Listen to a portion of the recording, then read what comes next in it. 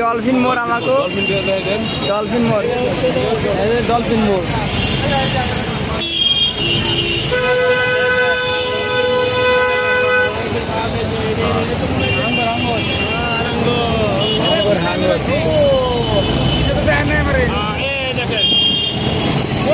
উঠছে না মা বাপরে বাপ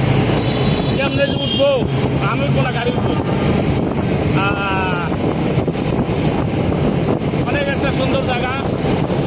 বেশি টাকা লাগে না 3000 টাকা হয়ে যায়